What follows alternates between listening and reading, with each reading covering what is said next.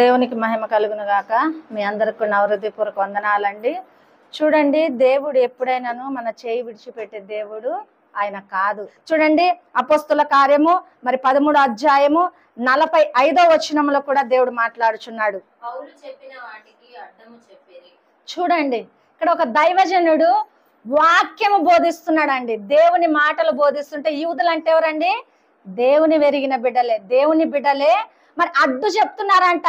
ఏం చేస్తున్నారు? అసూయ కలిగి, దేశము కలిగి, వారిలో వారు మచ్చరతో పడి ఏం చేస్తున్నారు? దైవజనుడు బోధిస్తున్నప్పుడు, అయ్యా మీరు అట్ట చెప్పకండి వాక్యం, అయ్యా ఇట చెప్పకండి వాక్యం, నన్ను బట్టే చెప్తున్నావు, నన్ను బట్టే చూసి నాతో మాట్లాడుతున్నావు. మా సంఘంలో కూడా అలాంటి మాటలు వచ్చినాయండి. మన సంఘంలో కూడా అలాంటి మాటలు కూడా వచ్చినాయి. మన దైవజనులు వాక్యం చెప్తున్నప్పుడు నన్ను చూసే వాక్యం చెప్తున్నారని ఒక అమ్మ అంటది, నా గురించే వాక్యం చెప్తున్నాడని ఒక అమ్మ అంటది, ప్రతిసారి ఈ వాక్యమేనా చెప్పేది అని చెప్పేసి ఒక అమ్మ అన్నదండి.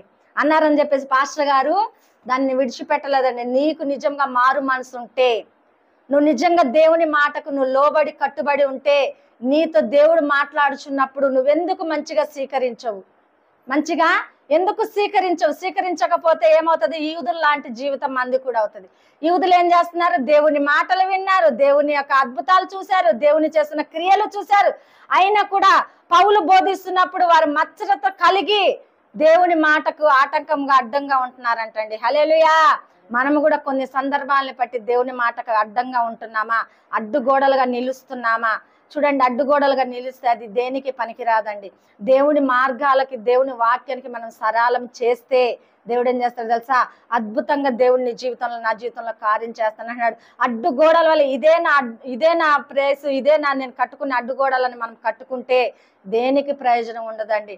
మనం చేస్తున్న ప్రార్థనకు కూడా కొందరు ఏం చేస్తారంటే అడ్డుకట్టలు వేసుకుంటారు. నేను ఇంత సమయమే చేస్తా, 10 నిమిషాలే చేస్తా, గంటే చేస్తా, 5 నిమిషాలే చేస్తానని తీర్మానం చేసుకుంటాం. ఎంతవరకు సరిపోతుందండి నీ ప్రార్థన?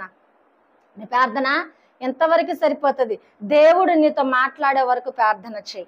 దేవుడు నీతో మాట్లాడే వరకు ప్రార్థన చేస్తే నిజమైన క్రైస్తవురాలని మనం అనబడతాము. యూదుల్లాగా మనం ఉన్నాము అంటే దేవుడు చేస్తున్న అద్భుతాలు చూస్తూ, ఆశ్చర్యాలు చూస్తూ, మరి దేవుడు చేస్తున్న ఎన్నో గొప్ప గొప్ప కార్యములు చేస్తూ అప్పటికప్పుడే మర్చిపోతామండి. హల్లెలూయా. అప్పటికప్పుడే మర్చిపోతాం. చూడండి, ఒక మరి పొలం వేసే రైతు ఏం చేస్తాడండి? ఎంతో మరి కష్టముతో కదా, ఎండనక వాననక కష్టముతో మరి ఆ పొలంలో విత్తనాలు చల్లుతాడు కదా. దేనికి చల్లుతాడు? పంట కోయాలనే ఆలోచనతో మరి ఆ పొలంలో విత్తనాలు చల్లుతాడు కదా. మరి ఆ విత్తనాలు చల్లినప్పుడు అవి మొలకలు ఎత్తి మంచిగా వచ్చినప్పుడు పురుగులు పడి మరి కొన్ని విత్తనాలు పోతాయి. మరి పంట చేతికి వస్తున్నప్పుడు కొన్ని పిట్టలు వచ్చేసి ఆ పంట తినేస్తాయి. అయినా కూడా రైతు బాధపడక ఏం చేస్తాడు తెలుసా? ఉన్న పంటని కోసి కొట్లలో ఊడుస్తాడండి. నీ దైవజనుడు బాధపడుతున్నాడు నీ కోసం అంటే నీలో ఏదో లోపం ఉందండి. దైవజనుడు అందరికి ఒకే వాక్యం ఎత్తుతాడు. నీకు పేరు పెట్టి వాక్యం ఎప్పుడు దైవజనులు చెప్పరండి. దైవజనుల్ని బలపరిచి దైవజనుల చాటున దేవుడు నిలబడి మాట్లాడతాడండి. దేవుడు మాట్లాడతాడు తప్పించి దైవజనులు అయితే మాట్లాడారండి. దేవుని వాక్యము నాది అంటున్నాడు దేవుడు కదా.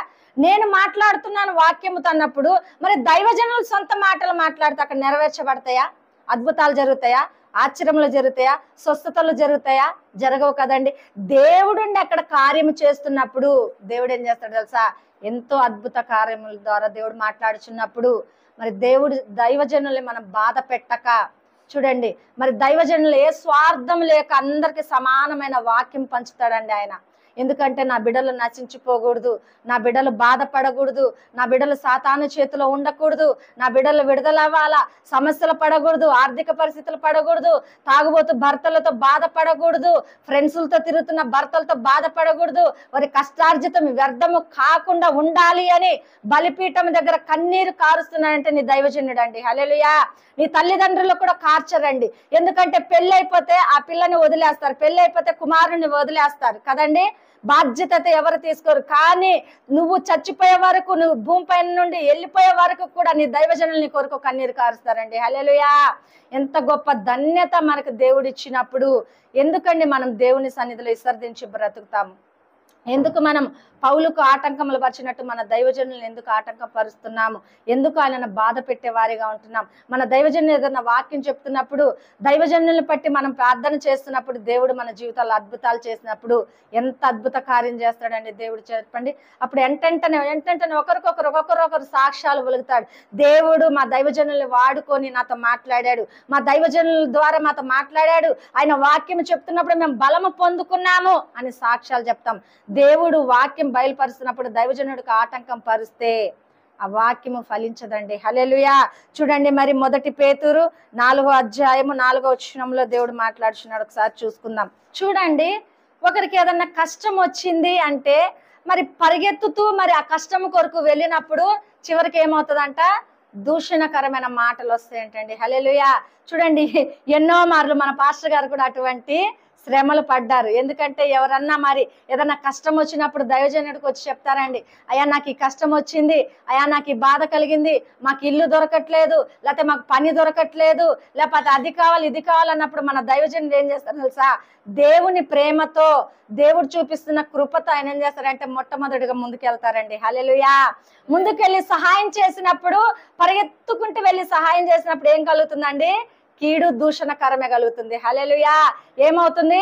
వారు అపాయాలకి, వారు చేస్తున్న ఏదన్నా పనులకి, కష్టాలకి పాస్టర్ గారిని ఇరికిస్తున్నారండి. హల్లెలూయా. పాస్టర్ గారిని ఇరికిచ్చి అక్కడ నిలబెడుతున్నారు. హల్లెలూయా. ఎన్నో అటువంటి కష్టాలు కూడా మేము ఎదుర్కొన్నాం. ఎందుకు? దేవుడి పేరట మేము వెళ్ళి సహాయం చేసాం, కానీ అది మాకు కీడయి ఏమంటారు పెద్దలు తెలుసా? తాడు పామై కరుస్తుందంట. హల్లెలూయా.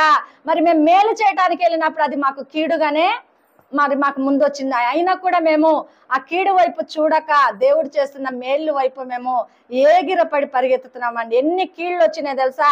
ఎన్ని మేళ్ళు అయితే మేము చేశామో అంతకు డబల్ కీళ్ళు కూడా మేము పొంది ఉన్నామండి. హల్లెలూయా. ఎన్ని కీళ్ళు పొందామంటే మరి మా సమస్య కాదు, అది మా కుటుంబ సమస్య కాదు, మా బిడ్డల సమస్య కాదు, లేకపోతే మా సంఘం సమస్య కాదు, ఎవరో సమస్యల కొరకు కీళ్లు పొంది ఉన్నాం. హల్లెలూయా. అయినా కూడా దేవుడు మమ్మల్ని విడిచిపెట్టలేదండి. ఆ కీడు అంటకుండా, ఆ దూషణ మాకు అంటకుండా దేవుడు ఏం చేశాడంటే తప్పించాడు. ఎందుకంటే ఆయన నామము నిమిత్త ప్రకారం మేము శ్రమ పడుతున్న వారి వద్దకు వెళ్ళి మేలు చేశాము, కానీ కీడు అయితే చేయలేదండి. అందుకే ఏ విధంగా అయితే మేలు చేశామో అదే విధంగా కీడు కూడా తప్పించబడి ఉంది. హల్లెలూయా.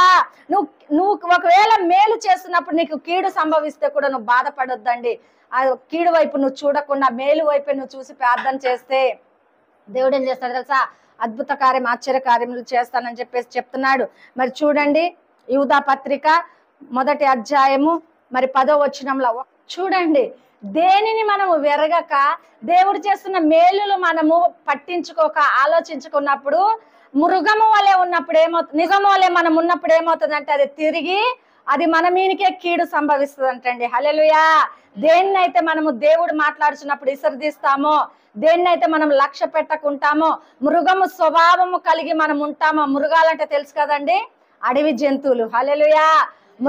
మృగము స్వభావము కలిగి మనం ఉన్నప్పుడు ఆ కీడు మన మీదకే సంభవిస్తుంది అంటండి. హల్లెలూయా. ఆ కీడు మన మీదకి తిరిగి మన కుటుంబం మీదకి శాపముగా మారుతుందంట. హల్లెలూయా. ఇక నువ్వు తిరిగి బయటకు వస్తావా?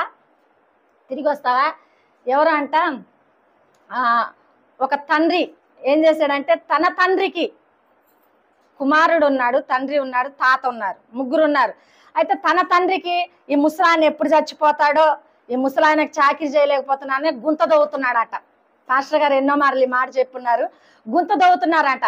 గుంత దవ్వుతుంటే వాళ్ళ కుమారుడు మన బన్నులాగా ఉన్నాడు. వాళ్ళ కుమారుడు వచ్చి, నాన్న ఈ గుంత ఎందుకు దవ్వుతున్నా అంటే, మన ఇంట్లో ఒక ముసలాడు ఉన్నాడు కదా ఒక మూలన, ఆయన కోసం గుంత దవ్వుతున్నాను బిడ్డ అన్నాడట. సరే నాన్న అని చెప్పేసి వాడేం చేశాడు, చిన్న ఇంత లిక్కి తెచ్చి ఇంకొక గుంత పక్కన దవ్వుతున్నాడట. ఎవరు? కుమారుడు.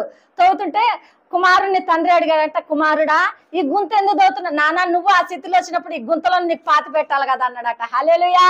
మనం ఏ పని చేస్తే మన బిడ్డలు కూడా అదే పని చేస్తారండి. నువ్వు ఏ మేలు చేస్తే నీకు ఆ మేలు వస్తుంది. నువ్వు ఏ కీడు చేస్తే ఆ కీడు నీ గృహం మీదకి మృగం వలె వచ్చి నీ కుటుంబాన్ని ఆవరించేస్తుంది అని చెప్తున్నానండి. నువ్వు ఒకవేళ కీడు చేస్తున్నావా, మేలు చేస్తున్నావా అన్నది ఒక్కసారి నువ్వు తెలుసుకోవాలండి. నువ్వు నిజంగా దేవుడి సన్నిధిలో ఉంటూ దేవుని వాక్యం వింటూ ఒకరికి కీడు చేసావంటే అది తిరిగి నీ పైకి వస్తుందండి. ఆ కీడు, ఆ నాశనం కూడా నీ పైకి వస్తుందండి. ఒకవేళ నువ్వు నష్టపోతూ, నువ్వు కష్టపడుతూ, బాధపడుతూ, నీ కుటుంబంలో జరగకపోయినా కూడా ఇతరుల గురించి బాగు నువ్వు కోరుతావు చూసావా, దేవుడు ఏం చేస్తాడు తెలుసా, దినదినమును కూడా అభివృద్ధి చేస్తాడని చెప్పేసి అంటున్నాడు. మరి ఇందాక చెప్పిన ఒక రైతు పొలము ఇత్తుతున్నప్పుడు స్వార్థం లేకుండా ఇత్తుతాడు అంటండి. అదే విధంగా నువ్వు స్వార్థం లేకుండా సహాయం చేస్తే అది మొక్కలు ఫలించి అది అభివృద్ధి అవుతుంది అని చెప్పేసి దేవుడు చెప్తున్నాడండి. ఒకవేళ నువ్వు ఏమి పెట్టక వారి మీద కోపం పెంచుకొని, అసూయ పెంచుకొని వారు పాడైపోవాలా, లేకపోతే నేను చేస్తున్న సహాయానికి వీళ్ళు నిలబడి ఉన్నారు, నేను చూపిస్తేనే దారిలో వచ్చున్నారు అంటే అది నష్టపోతామండి మనమే. హల్లెలూయా. నువ్వెవరండి దారి చూపించడానికి?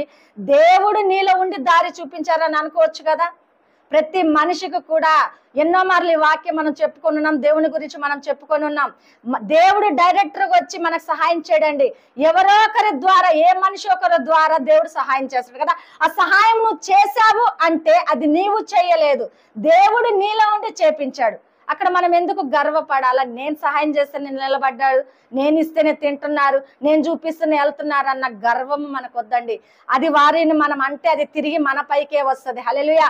నీ స్థితి ఏమిటో, వెనకున్న స్థితి నీదేమిటో నువ్వు మర్చిపోవద్దండి. ఎప్పుడు కూడా నీ స్థితి నువ్వు మర్చిపోకుండా ముందున్న వాటి కొరకు నువ్వు ఏగిరపడి అతిశయపడి నువ్వు ముందుకు వెళ్ళినప్పుడు దేవుడు ఏం చేస్తాడు తెలుసా, నీ స్థితి కంటే గొప్ప స్థితిలోకి దేవుడు అనేకులు కూడా నిన్ను పట్టి మారుస్తానంటున్నాడు. నువ్వు ఏ స్థితిలో ఉన్నప్పటికైనా నువ్వు చేస్తున్న మేలును పట్టి, వారి కొరకు చేస్తున్న ప్రార్థన పట్టి, నువ్వు చేస్తున్న సహాయాన్ని పట్టి వారు బహుగా దీవించబడితే నీకే గొప్ప పేరు వస్తుందండి. నువ్వు వారి నాశనం కోరితే ఆ నాశనం నీ పైకే వస్తుంది, వారి కీడు కోరితే ఆ కీడు నీ పైకే వస్తుంది. మృగము వలె వచ్చి అది నిన్ను ఆవరించి నిన్నేం చేస్తుంది తెలుసా, పాతాళంలోకి తొక్కి వేస్తుందండి. హల్లెలూయా. ఆ కీడు కావాలా? కష్టపడి మేలు చేయటం కావాలండి. మనకు ఏది కావాలండి? రెండు దారులు దేవుడు మన దగ్గర పెట్టున్నాడు. కీడు కావాలా, మేలు కావాలన్నప్పుడు మనం ఏమి ఎంచుకోవాలండి? మేలుని ఎంచుకోవాలా. చూడండి, ముళ్ళ కంప ఉందనుకోండి, హమాతుగా ఆ ముళ్ళ కంపను వాటేసుకుంటామా? వాటేసుకోం. ఎందుకంటే అవి కుచ్చుకుంటాయి. అవి వాటేసుకున్నప్పుడు వెళ్ళి మన శరీరాన్ని చీల్చి వేస్తాయి కదా. కీడు అటువంటిదండి. కీడు అటువంటిది. ఒక ముళ్ళు కుచ్చుకున్నది అంటే చూడండి, చేప ముళ్ళు గుచ్చుకుంటే లోపల లోపల చెలేస్తుందని అని అంటారు కదా. ఒక ముళ్ళు, ఒక కీడు నీ జీవితంలో ఉంది అంటే అది నీకు చెలేస్తుంది ఉంటుంది. రోజుకు రోజు ఏమవుతుంది తెలుసా, నీ లోపల లోపల నిన్ను కుళ్ళు పెంచి పెంచి ఏం చేస్తుంది అంటే నిన్ను నాశనానికి తీసుకువెళ్తుంది. అది నువ్వు మేలు చేసేవారిగా ఉంటే దినము దినమును కూడా నువ్వు అభివృద్ధి అవుతుంటావండి. హల్లెలూయా. మేలు చాలా గొప్పదండి తెలుసా. మేలు చాలా గొప్పది, చాలా గొప్ప కార్యములు మేలు చేస్తుంది. కీడు అంతవటికే ఆగిపోతుందండి, అంతవటికి ఆగిపోయి నిన్ను నాశనానికి తీసుకెళ్తుంది. మేలు అయితే ఏం చేస్తుంది తెలుసా, బిడ్డల తరమును కూడా మేలు దేవుడు ఇస్తానంటున్నాడు. చూడండి, మరి లేఖనాల ద్వారా దేవుడు ఏం మాట్లాడుచున్నాడు తెలుసా. ఎన్నో మార్లు దేవుడు మాట్లాడి ఉన్నాడు. దేవుడికి మన మీద ఏదైనా కీడు చేసిన వారి దేవుడిని అప్పచెప్తే దేవుడు ఏం చేస్తాడు తెలుసా, బిడ్డల తరము తగిలేటట్లు దేవుడు కార్యం చేస్తాడండి. ఎందుకంటే దేవుడికి మనం అప్పచెప్పి ఉన్నాం, దేవుడికి మన సమస్య, కష్టములు, బాధలు, నిందలు దేవుడికి అప్పచెప్పున్నాం కాబట్టి ఎవరైతే నిన్ను బాధించి హింస పెట్టి ఏదిస్తూ బాధ పెడుతున్నారో వారిని దేవుడికి అప్పచెప్తే దేవుడు నిజంగా కొడితే బిడ్డల తరమును కూడా అది అనుభవిస్తారు. నువ్వు ఒకవేళ కొడితే ఈ తరంతోనే ఆగిపోతుందండి. హల్లెలూయా. ఈ తరంతోనే నువ్వు ఒకవేళ ఏదైనా కక్ష తీర్చుకున్నావంటే ఈ తరంతోనే ఆగిపోతుంది. ఒకవేళ దేవునికి అప్పచెప్పావంటే బిడ్డల తరమును కూడా మరి అది తగులుతుందని చెప్పేసి చెప్తున్నాడండి దేవుడు. చివరికి ఒక సాక్ష్యం చెప్పుకుందామండి. మా జీవితంలో కూడా ఎన్నో మార్లు సాక్ష్యం చెప్పాను, అయినా కూడా దేవుడు ప్రేరేపిస్తున్నాడు కాబట్టి సాక్ష్యం చెప్పాలని మరి నేను తలంచుతున్నాను. చివరి మాట, మరి మా జీవితంలో ఏమైందంటే మేము పైన కిరాయికున్నప్పుడు మరి వాటర్ దగ్గర గొడవ అండి. ఎక్కడో కాదు, ఇందాకలు అన్నాను చూసాను, ఆ ఇద్దరు విశ్వాసాల మధ్య దేనికి గొడవ వచ్చింది? గుడ్డు కొరకు మరి గొడవ వచ్చింది. మాకు కూడా గొడవ ఎక్కడ వచ్చిందంటే వాటర్ దగ్గర గొడవ వచ్చిందండి. విశ్వాసులు కారండి, దేవుని ఎరగని బిడ్డలు, దేవుని ఎరిగిన బిడ్డల మధ్యన గొడవ వచ్చింది. మాకెందుకు వాటర్ ఇవ్వరు అన్న పాపానికి మమ్మల్ని రోడ్డును లాగేస్తారండి. హల్లెలూయా. రోడ్డున లాగివేశారు. లాగివేసినప్పుడు మేమేం చేసాం తెలుసా, వారు మమ్మల్ని తిట్టి హింస పెట్టి నానాక బూతులు తిట్టి అమ్మల అక్కల్ని అనేక మాటలు మమ్మల్ని అని బాధ పెట్టినప్పటికీ కూడా మేము ఏం చేసాం తెలుసా, తగ్గించుకొని ఈ లేఖనాలను చూసి దేవుడు నాతో మాట్లాడుచున్నాడని విశ్వసించి ప్రార్థన మాత్రమే చేశామండి. మేము పగ తీర్చుకోలేదు. అదే నేను చెప్పాను, మనం పగ తీర్చుకుంటే ఈ తరానికే తగులుతుంది. దేవునికి అప్పచెప్తే తరతరాలకు దేవుడు కొడతాడండి. అయితే మేమేం చేసాం తెలుసా, ప్రార్థన మాత్రమే చేసాం. ఆ రాత్రి అంతా కన్నీరు కార్చి ప్రార్థన చేశామండి. ఎవరైతే మమ్మల్ని దూషించారో, ఎవరైతే మమ్మల్ని బాధ పెట్టారో, ఎవరైతే నానాక మాటలని మా ఇంటి మీద రాళ్ళేశారో, వారు తెల్లారికి ఎక్కడికి వెళ్ళి కూర్చున్నారండి? పోలీస్ స్టేషన్లో కూర్చున్నారు. హల్లెలూయా. పోలీస్ స్టేషన్లో కూర్చున్నారు. వారు ఏం మాటలు అన్నారు తెలుసా? ఎక్కడెక్కడి నుండి వచ్చారో, ఎక్కడెక్కడి నుండి వచ్చారో, ఇక్కడ కిరాయికున్న వాళ్ళకి మేము నీళ్ళు ఇయ్యం, వెళ్ళిపో అని అన్నారు. ఈ పట్టణము, ఈ దేశం వాళ్ళ బాబా జాగిర్ అండి. వాళ్ళ బాబు జాగిర్ కాదు కదా. అందరూ బ్రతుకు తెరువు కోసమే వచ్చాము కదా. బ్రతుకు తెరువు కోసం వచ్చినప్పుడు అందరికి ఉండటానికి ఇక్కడ దేవుడు అధికారం ఇచ్చాడు, స్వతంత్రం ఉంది కాబట్టి ఎక్కడైనా బ్రతకొచ్చు కదా. అన్నప్పుడు మేము ప్రార్థన చేసి అప్పగించినప్పుడు మాకు ఎవరైతే అద్దిళ్ళు, ఎవరైతే ఇక్కడ ఉండొద్దు, ఈ ఖాళీ చేసి వెళ్ళిపోండి, మీకు ఇక్కడ బ్రతుకు లేదు అన్న వారికి బ్రతుకు లేకుండా చేశాడండి దేవుడు. హల్లెలూయా. చూసారా మన దేవుడు ఎంత గొప్పవాడో. అదే నేను చెప్తున్నా, పగ మనం తీర్చుకుంటే ఒక్క తరంతోనే పోతుంది. దేవుడు తీరిస్తే బిడ్డల తరం ఉన్న ఇల్లు అమ్ముకున్నారు, ఉన్న ఆస్తులు అమ్ముకున్నారు, రోడ్ల మీద పడ్డారు, కిరాయి లేని బ్రతుకుతున్నారండి వాళ్ళు. హల్లెలూయా. ఎవరి గొప్పతనం అండి? దేవుని గొప్పతనం. దేవుడు ఎంచుకున్న బిడ్డల గొప్పతనం అండి. హల్లెలూయా. నీ తగ్గింపు నీకు ఘనపరుస్తుంది అని చెప్పాను, నీ తగ్గింపు నీకు ఘనత తెస్తుంది అని చెప్పాను కదా. మరి ఆ ఘనత విధంగా ఉండాలంటే మనము తగ్గించుకోవాలి. ఇప్పుడు వరకు స్థిరం లేదండి. ఇప్పుడు వరకు స్థిరం లేదు. పిల్లలకు పెళ్ళిళ్ళు అయినా వాళ్ళకి పిల్లలు కలిగినప్పుడు కూడా స్థిరం లేదండి. ఎవరో ముక్కు మోకం లేని ఇంట్లో మరి ఉంటూ, ఆక్రమించి ఉంటూ, ఎప్పుడు వచ్చి ఎలగొడతాడో తెలియదండి వాళ్ళకి. ఎలగొడితే బయటికి వెళ్ళిపోయారు. దిక్కు దివానా లేకుండా పోయింది ఎవరండి? దేవుని బిడ్డల. దేవుణ్ణి దూషించి దేవుని బిడ్డలను దూషించిన వారు అయ్యారా? దేవుణ్ణి దూషించి దేవుని బిడ్డలు దూషించిన వారు దిక్కు దివానా లేకుండా అయిపోయారండి. నీ జీవితంలో కూడా అటువంటి శ్రమ నువ్వు పడుతుంటే, అటువంటి కష్టము నువ్వు పడుతుంటే, ఈ రాత్రి కానీ పగలు కానీ నువ్వు ప్రార్థన చేయి. దేవుడు ఏం చేస్తాడు తెలుసా? అద్భుతం నీ జీవితంలో చేస్తానంటున్నాడు. కానీ దేవుడు చేసిన మేలు అనేక మందికి, అన్ని జనులకు నువ్వు చెప్పొద్దండి. నీ మాట విని, దేవునికి లోబడి దేవుని మాట వినే వారికి మాత్రమే నీ సాక్ష్యం పంచుకోండి. అదే మొట్టమొదటి వాక్యం కదండి. కుక్కల వెదుట పందులు వెదుట మీ అమూల్యమైన మాటలు ముత్యములు పొయ్యకుడి అని అన్నాడు కదా. వారు ఏం చేస్తారు? అవి స్వీకరించి నిన్ను బెత్తి పొడుస్తారు కదా. వారు మారు మనసు అయితే కలగదు కానీ దేవునిలోకి అయితే రారు, కానీ నిన్ను బెత్తి పొడుస్తారు.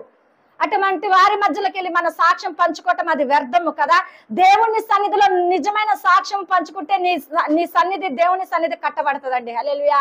నీ సాక్ష్యాన్ని బట్టి అనేక మందిని కూడా వారు ఏం చేస్తారు తెలుసా?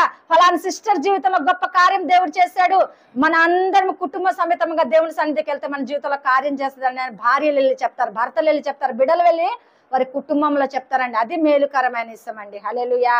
ఎక్కడో నీ సాక్ష్యం చెప్పి వారి చేత మాటలు పడి నిందలు పడే విధంగా మనము ఉండొద్దని చెప్పేసి లేఖనాల ద్వారా దేవుడు మాట్లాడుచున్నప్పుడు, దేవుడి మాటకు మనం లోబడితే ఈ లేఖనాలన్నీ కూడా మన జీవితంలో నెరవేర్చబడతాయండి. క్రైస్తవులు అంటే ఏ విధంగా ఉండాలండి? రోడ్డు ఎక్కేవారిగా ఉండాలా? ఎక్కని వారిగా ఉండాలా? దేవుని గురించి సాక్ష్యం ఇచ్చేవారిగా ఉండాలా? అమూల్యమైన సాక్ష్యం ఎక్కడ పంచుకోవాలో కూడా నేర్చుకోవాలా. దైవజనుడు మాట్లాడుతుంటే అది నాతోనే మాట్లాడాడు, నా జీవితంలో దేవుడు అద్భుతం చేయబోతున్నాడు అని చెప్పేసి మనం ఏం చేస్తాం? మన జీవితాన్ని మనం మార్చుకోవాలి. కానీ పౌలుకు ఆటంకం పరిచినట్లుగా మన దైవజనులకు మనం వాక్య విషయంలో ఆటంకం పరచకూడదండి. నన్ను చూసే చెప్తున్నాడని మనం ఆటంకం పరచకూడదండి. నా జీవితం మార్చుకోవాలని దేవుడు దైవజనుల నోటి నుండి మాట్లాడుచున్నాడని మనము మరి దైవజనుల్ని గణపరిచినప్పుడు దేవుని మనం గణపరిచినట్లండి. మన మేలు కోరి ఎవరైనా పెద్దవారు మనకు సలహాలు ఇస్తుంటే అది పెడచెవు పెట్టకూడదండి. పెడచెవు పెట్టినప్పుడు నా గతి ఏమైందో మీకు చెప్పాను కదా. మరి పెడచెవు పెట్టకుండా ఉంటే దేవుడు ఎంత అద్భుతం చేసేవాడో. ఏ విధంగా నన్ను కొట్టో తిట్టో అనారోగ్యం పెట్టో దేవుడి సన్నిధిలో నన్ను కట్టుకున్నాడండి. దేవుడు కొట్టేవారిగా మనం ఉండకూడదండి. దేవుడు ప్రేమించే వారిగా ఉండాలా. ఏ విధమైన జీవితం మనం జీవిస్తున్నాము, ఏ విధంగా దేవుణ్ణి విసర్జిస్తున్నాము, దేవుని మాటకు మనం లోబడుతున్నాము, లేదా మరి అన్యజనుల వల్ల మనం కొట్టుకుంటున్నామా? క్రైస్తవులు అనబడి మనం రోడ్లు ఎక్కుతున్నామా? మన సమస్యలు, బాధలు, హింసలు, కష్టాలు వచ్చినప్పుడు అన్యజనులతో మనం పంచుకొని వారి చేత మనం తీర్పులు తీర్చేవారిగా ఉంటున్నామా? లేదా దైవజనుడికి చెప్పి దైవజనుడు మరి సమాధానం పట్టు ఒక ప్రార్థన చేసే అవకాశము దైవజనులకు ఇస్తున్నామా అన్నది ఒక్కసారి మనం గమనించుకుంటే మన జీవితం తేటగా తెలిసిపడుతుందండి కదా. తేటగా దేవుడు తెలుపుతాడు. మనలో ఏ తప్పిదము ఉందో, దేవుడికి వ్యతిరేకంగా ఏది ఉన్నదో, దేవుడికి ఆయాసకరమంది మనలో ఏమున్నదో అన్నది మనకు కళ్ళకు కట్టినట్టుగా. టీవీ తెలుసు కదా అందరికీ, అందరి ఇళ్ళలో టీవీలు ఉన్నాయి, సెల్ ఫోన్లు ఉన్నాయి. మరి టీవీ దగ్గర కూర్చున్నప్పుడు మనం ఏం చేస్తామంటే సినిమా హాల్లో చూసినట్లు కనపడుతుంది కదా. అదే విధంగా మనం చేసిన తప్పిదములు, పాపములు, దోషములు అన్ని కూడా టీవీలో చూపించినట్లు క్లియర్ గా దేవుడు చూపిస్తాడండి. హల్లెలూయా. అప్పుడు ఏం చేయాలి తెలుసా? ఒక్కొక్కటి అది దేవుని సన్నిధిలో ఒప్పుకొని ప్రార్థన చేసినప్పుడు మనం ధన్యులం అంటున్నాడు. దేవుడు దీవిస్తాడు, బలపరుస్తాడు. మరి ఈ వాక్యమును మన జీవితంలో దేవుడు నెరవేర్చును గాక, ఈ వాక్యం బలపరచబడును గాక. మరి ప్రార్థన చేసుకుందాము. మహాగణుడ, పరిశుద్ధాత్ముడా, నీకు వందనాలు, స్తోత్రములు చెల్లిస్తున్నాను నాయన. మొట్టమొదటిగా ప్రభా, మేము కలిగిన సాక్ష్యము నీ అమూల్యమైన మాటలు ప్రభా. అయా కుక్కల వెదుట, పందుల వెదుట నా తండ్రి అవి పోసిన వెడల అవి తిని తిరగబడి మమ్మల్ని కరిసి మమ్మల్ని చీల్చి చెండాడినట్లుగా ప్రభా, నువ్వు చేస్తున్న అద్భుతాలను బట్టి, ఆశ్చర్యములు బట్టి ప్రభా, నిన్ను వెరగని బిడ్డల దగ్గరికి వెళ్ళి మేము పంచుకునే వారిగా ఉండొద్దని మేము ప్రార్థిస్తున్నాము నాయన. అయ్యా నా తండ్రి, నీ మాట విని నీ మాటకు లోబడి నిన్ను అంగీకరించే వారి వద్దకు చెబితే ప్రభా, అయ్యా వారిలో మారు మనసు అన్నది నిజంగా కలుగుతుంది. వారి కుటుంబాలు కట్టబడతాయి, వారి బిడ్డలు కట్టబడతారు, వారి భర్తలు కట్టబడతారు, వారి భార్యలు కట్టబడతారు ప్రభా. నీ సన్నిధిలో నీ మధ్యనిచ్చే సాక్ష్యం మేము ఎక్కడెక్కడో పంచుకునే వారిగా ఉంటున్నాం. మమ్మల్ని క్షమించండి తండ్రి, నీకు వందనాలు. అయ్యా ఇద్దరు విశ్వాసులు నా తండ్రి కోడిగుడ్డు దగ్గర కొట్టుకొని ప్రభా, అన్యజనుల మధ్యన రోడ్డు మీదకి వెక్కి నా తండ్రి అల్లరి పాలైనట్లుగా ప్రభా, ఆ దైవజనుల్ని దుఃఖపెట్టి, ఆ దేవుణ్ణి దుఃఖపెట్టినట్లుగా మేము నాయన ఆ విధమైన క్రైస్తవులుగా ఉండకుండా సహాయం చేయమని ప్రార్థిస్తున్నాం. అయ్యా మాలో ఏదైనా గొడవలు క్రైస్తవుల మధ్యన వస్తే ప్రభా, సమాధానం కలుగుటకు నా తండ్రి గృహంలోకి వెళ్ళి ప్రార్థన చేసి సమాధానం పడుటకును సహాయంతో నింపమని ప్రార్థిస్తున్నాం తండ్రి. అపోస్తుడైన పౌలు ప్రభా, నీ వాక్య పరిచయం చేస్తున్నప్పుడు, నీ అమూల్యమైన మాటలు చెప్తున్నప్పుడు తండ్రి యూదులందరూ కూడా ఆటంకము పడి దూషణకరమైన మాటలు పరిచి ప్రభా, దానిని ఆటంకపరిచి ఆపివేస్తున్నట్లు నీ లేఖనాల్లో తెలియపరిచి ఉన్నారు ప్రభా. మేము యూదుల వారే ఉండకుండా నా తండ్రి నీ రక్తంలో కడగబడిన బిడ్డల వలె, నీ సాక్షుల వలె మేము ఉండటకు సాయం దయచేయండి. దైవజనులు నాతోనే మాట్లాడుతున్నారు, వాక్యము నాతోనే మాట్లాడుతున్నారు. నా జీవితం సరి చేసుకున్నట కొరకు, నేను బాగుపడుట కొరకు, నా శ్రమల నుండి తప్పించబడుట కొరకు, నేను మేలులోకి నడిపించబడట కొరకు అని మేము స్వీకరిస్తే అది మేలుకరంగా ఉంటుంది. దేవా, నన్ను చూసే పాస్టర్ గారు చెప్తున్నాడు, అనేక మంది పాస్టర్ గారితో చెప్తే వారి మాటలు విని నన్ను హెచ్చరిస్తున్నాడేమో అని మేము అపోయపడి నా తండ్రి మేము దైవజనుల్ని దూషించే వారిగా, ఆటంకపరిచే వారిగా ఉండకుండా సహాయం చేయమని ప్రార్థిస్తున్నాం. పరిశుద్ధాత్ముడా, నీకు వందనాలు. అయ్యా మాకంటే పెద్దవారు, అనుభవం కలిగిన వారు నా తండ్రి మాకు నాన్న బోధిస్తున్నప్పుడు ప్రభా, ఆ మాటలు ఈ చెవుత విని చెవుత విడిచిపెట్టే వారిగా ఉండక, మా మేలు కొరకే కదా, మా కుటుంబాలు కట్టబడుట కొరకే కదా, మా జీవితాలు బాగుండుట కొరకే కదా, దేవుళ్ళు అంటగట్టబడుటకే కొరా వారు మాట్లాడుచున్నారని మేము ఆ మాటను నిర్లక్ష్యము తీసుకోక మా జీవితాలు ఆ మాటలు ప్రభా లిఖించబడుటకు, క్షేమంగా నడుచుటకు సహాయం దయచేయమని ప్రార్థిస్తున్నాం. పరిశుద్ధాత్ముడా, నీకు వందనాలు. అయ్యా నిజమైన స్నేహితుడు ప్రభ గద్దించి నా తండ్రి నాయన ఒక మాటని ప్రభ మా జీవితాలు బాగుండుట కొరకు నిజమైన స్నేహితుడు పాటుపడుచున్నప్పుడు ప్రభ అయ్యా మేము పాడైపోవాలని ఎంతో మంది నా తండ్రి నాయన అనేకమైన తీయటైన మాటలు మాట్లాడుచున్నప్పుడు ప్రభ తీయటి మాటల కొరకే పరిగెత్తే వారిగా ఉంటున్నామేమో నా తండ్రి. కఠినమైన మాటలు నా తండ్రి మాకు బాగు చేసే మాటలు మేము విసర్జించి తండ్రి మారాను మధురంగా మార్చినట్లుగా మా చేదైన అనుభవాలు, మా చేదైన జీవితాలు, మా చేదు అయినా నా తండ్రి నడవడికను మీరు మార్చటానికి నీ బిడ్డల్ని నా తండ్రి మా వద్దకు పెట్టి నడిపిస్తున్నప్పుడు ప్రభా మేము లోబడక అయ్యా ఇదిగో మధురంగా ఉన్నాయి అని చెప్పి మేము గోసుకొని ప్రభా గోతిలో పడిపోయే విధంగా ఉంటున్నామేమో నా తండ్రి. ఒక్కసారి సెలవు ఇచ్చిన ప్రభా మీరు మాట్లాడుచున్న మాటను బట్టి నిన్ను మహిమపరుస్తున్నాము నాయన. ఎవరైతే గొయ్యి తీసుకుని ఉన్నారో ఆ గోతిలో మీరే పడునన్నట్లుగా నాయన మేము నా తండ్రి మేము గొయ్యి తీసుకుంటూ గోతిలో పడేవారిగా ఉంటున్నామేమో, లేదా మా జీవితాలు నా తండ్రి ఒడ్డున నా తండ్రి నడిపించే వారిగా ఉంటున్నామేమో ప్రభా. మమ్మల్ని మేము పరిశీలించుకునేటకు సహాయం దయచేయమని ప్రార్థిస్తున్నాం తండ్రి. నా సాక్ష్యమును కూడా మేము పంచుకొని ఉన్నాం ప్రభా. అయ్యా విచ్చలవిడిగా సంపాదన నా తండ్రి నాయన, ఇచ్చలవిడిగా ఫ్రెండ్స్లతో జీవితం ప్రభా, ఇచ్చలవిడిగా జీవిస్తున్నప్పుడు నాయన తండ్రి అయ్యా ఒక సహోదరి చెప్పినప్పుడు పెడచెవు పెట్టినప్పుడు మీరు మొత్తి మీరు నడిపించుకున్నందుకే స్తోత్రములు ప్రభా. మీరు మొత్తే వారిగా మీ నాయన అవకాశం మేము ఇచ్చేవారిగా ఉండక తండ్రి నీ మాట ఒక్కసారి సెలవిస్తే మేము లోబడుటకు సహాయం దయచేయమని ప్రార్థిస్తున్నాం. అయ్యా మాలో నా తండ్రి వ్యతిరేకమైన స్వభావం తొలగించమని ప్రార్థిస్తున్నాం.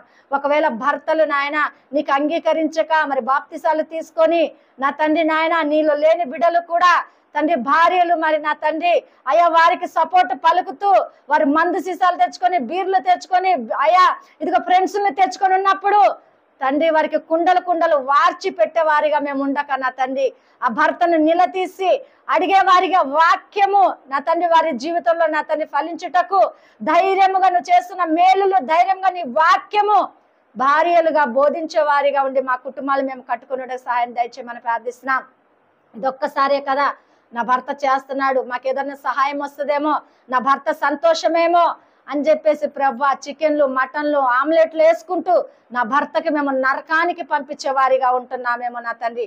ఒక్కసారి నా తండ్రి మా జీవితాలు ఏమైపోతున్నాయో, మా బ్రతుకులు ఏమైపోతున్నాయో, మా జీవితాలు ఏ వైపు వెళ్తున్నాయో, మేము నాశనానికి వెళ్తున్నామా లేదా నీకు మేలుకరముగా నీ జీవితంలో ఉంటున్నామా, నీతో సావాసం కలిగి ఉంటున్నామా అన్నది ఒక్కసారి గమనించుకున్నట్టు ప్రతి బిడ్డకు కూడా దయచేయమని ప్రార్థిస్తున్నాం. మా సంఘ బిడ్డలకు యూట్యూబ్ పరిచయం చూసిన ప్రతి బిడ్డలకు కూడా ప్రభా ఆ జ్ఞానమును దయచేయమని ప్రార్థిస్తున్నాం. భర్త ఏదైనా తప్పిదము చేస్తే వాక్యం విధంగా సరి చేసుకునేటకు భార్యలకు జ్ఞానము దయచేయమని ప్రార్థిస్తున్నాం. అయ్యా భార్యలు ఏదైనా పొరపాటు చేస్తుంటే భర్తలు వాక్యముతో సాక్ష్యముతో మార్చుకునే అవకాశమును వారికి ఇమ్మని ప్రార్థిస్తున్నాం. నాన్న ఈ చిన్న తప్పిదమైన కదా, ఈ చిన్న పాపమే కదా, ఈ చిన్నదే కదా అని ప్రభు ఒకదాని అంటే ఒకటి మేము నా తండ్రి పాపము చేసే వారిగా నరకానికి పాత్రలు అయ్యే విధముగా ఉండక మా జీవితాలు, మా భర్తలు, మా భార్యలు, మా కుటుంబాలు కట్టుకునేటకు అట్టి జ్ఞానముతో మమ్మల్ని నింపమని ప్రార్థిస్తున్నాం. తండ్రి చేదైన అనుభవాలు దూరపరచమని ప్రార్థిస్తున్నాం. సాతానికి అవకాశం లేకుండా దానిని దూరపరచబడనుగా కానీ ప్రార్థిస్తున్నాం. ప్రతి జీవితంలో ఈ బంధకాలు, ఈ కట్లు యేసు నామములో తెగిపోనుగా కానీ ప్రార్థిస్తున్నాం. ఏ సమస్యతో బాధపడుతున్నారో, ఏ హింసతో బాధపడుతున్నారో యేసు నామములో ఆ హింసలని తొలగిపోనుగా కానీ ప్రార్థిస్తున్నాం. అద్భుత కార్యం, ఆశ్చర్య కార్యముల జీవితంలో జరగబడునుగా కానీ ప్రార్థిస్తున్నాం. నీ వాక్యానికి, నీ మాటకి లోబడి వారి జీవితాలు కట్టుకునేందుకు సహాయం దయచేయమని ప్రార్థిస్తున్నాం. దేవానికి కొందనాలు, స్తోత్రములు ప్రభా. ఎవరైనా అనారోగ్యంతో స్వస్థపరచబడునుగా కానీ ప్రార్థిస్తున్నాము నాన్న. యేసు నామములో స్వస్థత కలుగునుగా ప్రభా. అది ఎటువంటి సమస్య అయినను, ఎటువంటి రోగమైనను యేసు నామముల పైన వేలుబడి చేసిన సతాను శక్తులు బంధించబడునుగా కానీ ప్రార్థిస్తున్నాం. అది కిడ్నీ సమస్య కానీ, హార్ట్ సమస్య కానీ, అయా నరాల నొప్పులు కానీ, నా తండ్రి ఎముకల నొప్పులు కానీ, శరీరంలో కానీ, బ్లడ్ కానీ ప్రభా ఎటువంటి సమస్య అయినా యేసు నామములో స్వస్థత కలుగునుగా కానీ ప్రార్థిస్తున్నాం తండ్రి. నీకు కొందనాలు. అయ్యా భార్య భర్తల సమస్యలు, కోర్టు సమస్యలు యేసు నామములో తెగిపోనుగా కానీ ప్రార్థిస్తున్నాం. యేసు నామములో భార్య భర్తల సమాధానం కలుగునుగా కానీ ప్రార్థిస్తున్నాం. అయ్యా ఇదిగో నా తన స్థలాలు, పొలాల విషయంలో నా తన గొడవల సమస్యలు కలుగుతున్నా యేసు నామములో సమాధానం కలుగునుగా కానీ ప్రార్థిస్తున్నాం. తల్లిదండ్రుల మధ్యన ప్రభా బిడ్డల మధ్యన గొడవలు జరుగుతున్నా సమాధానం కలుగునుగా కానీ ప్రార్థిస్తున్నాం. అన్నదమ్ముల సమాధానం కలుగునుగా కానీ ప్రార్థిస్తున్నాం తండ్రి. నీకు వందనాలు. ఆశ్చర్య కార్యంలో, బహుకార్యంలో, నూతన కార్యంలో జీవితంలో జరుగునుగా కానీ ప్రార్థిస్తున్నాం తండ్రి. అయ్యా ఏ బిడ్డలైతే ఎగ్జామ్స్ రాస్తున్నారో యేసు నామములో ఎగ్జామ్స్ లో మంచి ఫలితాలు అనుగ్రహించబడునుగా కానీ ప్రార్థిస్తున్నాం. అయ్యా 10th క్లాస్ బిడ్డలు ప్రభు ఎగ్జామ్స్ రాస్తుండగా యేసు నామములో మంచి మార్కులు అనుగ్రహించబడునుగా కానీ ప్రార్థిస్తున్నాం. యేసు నామములో జీవితాలను బాగు చేయమని ప్రార్థిస్తున్నాం. యేసు నామములో సాక్షులుగా నిలబెట్టబడునుగా కానీ ప్రార్థిస్తున్నాం. యేసయ్యా నీకు వందనాలు, స్తోత్రములు. ఆశ్చర్యకార్యములు, మహత్కార్యములు, బలమైన కార్యములు నా తండ్రి జరిగించిన ఆయన మీరొక్కరే నా తండ్రి మా పక్షమున నా తండ్రి యుద్ధము చేసి బలపరిచి కార్యములు జరిగించి మీరొక్కరే మహిమ ఘనత ప్రభావాలు పొందుకోమని యేసు నామములో అడిగి ప్రార్థిస్తున్నాను పరమ తండ్రి. ఆమేన్. మీ అందరికీ నా హృదయపూర్వక వందనాలండి.